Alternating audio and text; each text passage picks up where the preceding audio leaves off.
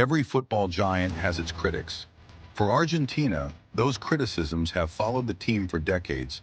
To millions, Argentina represents passion, greatness, and some of the greatest players the sport has ever seen.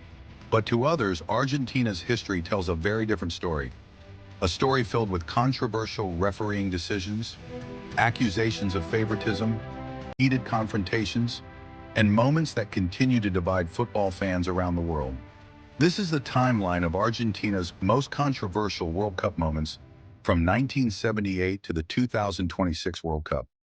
According to critics, the first major controversy surrounding Argentina's World Cup history began in 1978. Argentina hosted the tournament during one of the country's most turbulent political periods. The competition format required teams to survive two group stages before reaching the final. Heading into the final round of matches, Brazil and Argentina were level on points.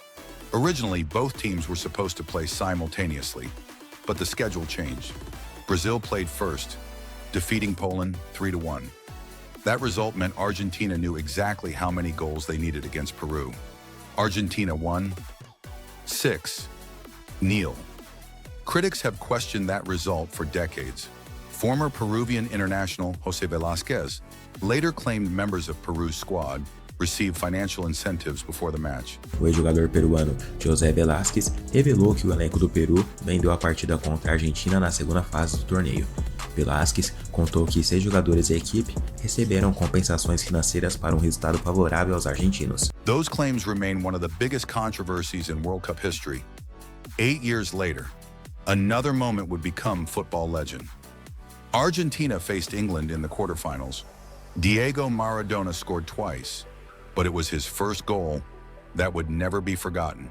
Television replays showed Maradona punching the ball into the net with his hand. The referee allowed the goal. England protested.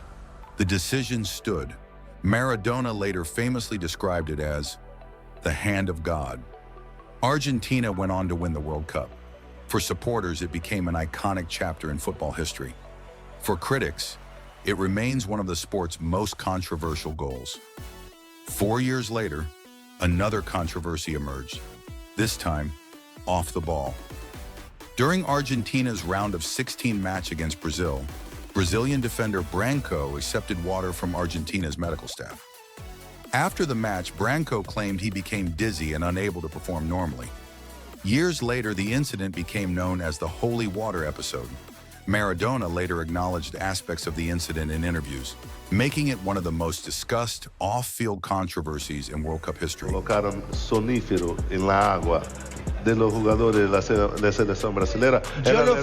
Yo no fui. Juro por mis 2 hijas que lo que más quiero que yo no fui. Mas tú sabes que Argentina lifted the World Cup once again in Qatar, but throughout the tournament, debate followed almost every knockout round. Against Poland, many questioned the penalty awarded to Messi.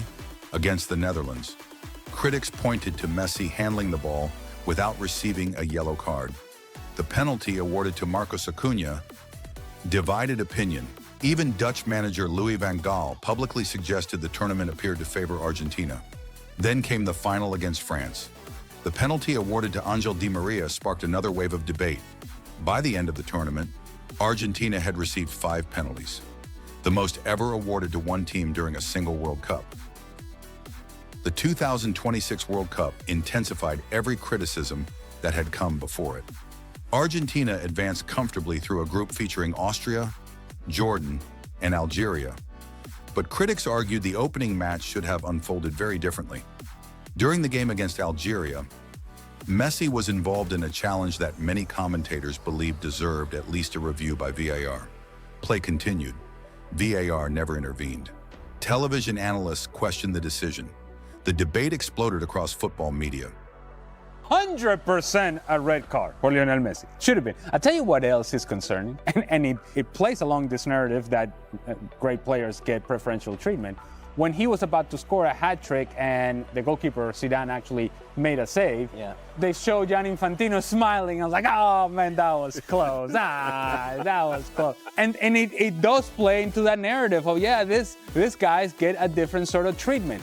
We don't even have to see the still. If you see the live video, it felt like a bad challenge to begin with. Then you see the replay, and this is a bad challenge. Somebody has to take a look at this. Why is Simon Marciniak, the referee, not being called over to see this? It should have been a red card for Lionel Messi. As much as I love Lionel Messi, that was a clumsy challenge, a bad challenge, and you're raking the back of somebody's calf all the way up from the knee down to his ankle. Should have been a red. Against Austria, Lautaro Martinez escaped punishment after a controversial challenge, according to critics. Against Jordan, another disputed free kick eventually led to Argentina's opening goal. Later, Jordan appealed for a handball inside the penalty area. Nothing was given. The round of 32 brought fresh controversy, a quick free kick, a disputed foul late in the match, and after Argentina's victory, reports of confrontations involving supporters. For critics, the round of 16 became the tournament's defining controversy. Egypt twice appeared to seize control of the match. One goal was overturned after a VAR review. Later penalty appeals were rejected. Argentina came back, scored the winner, and advanced. The aftermath saw emotional reactions from Egyptian players, coaches, and supporters, while online debates surrounding the officiating intensified. The debate didn't stop there. Critics questioned whether Lautaro Martinez should have received a suspension after celebrating with supporters in the quarterfinal.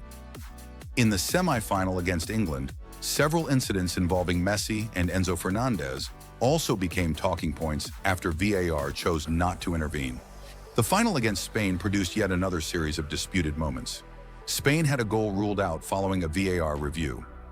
Later, Enzo Fernandez received a red card. The source also alleges further attempts by Argentine players to influence refereeing decisions. After Spain secured victory, tensions boiled over. Several confrontations followed the final whistle. Critics also pointed to Argentina's conduct during the medal ceremony, describing it as unsportsmanlike. Football history is rarely black and white. Argentina's legacy contains moments of undeniable brilliance, unforgettable players, and World Cup triumphs that inspire generations. But it also includes controversies that continue to divide fans across the globe. Whether these moments represent bad luck, refereeing mistakes, passionate competition, or something more, remains the subject of endless debate. One thing is certain: decades after many of these moments occurred, people are still talking about them. And perhaps that is what makes Argentina one of football's most fascinating and most controversial national teams. Football is a game of passion, perspective, and debate. Viewers are encouraged to explore multiple sources and form their own conclusions.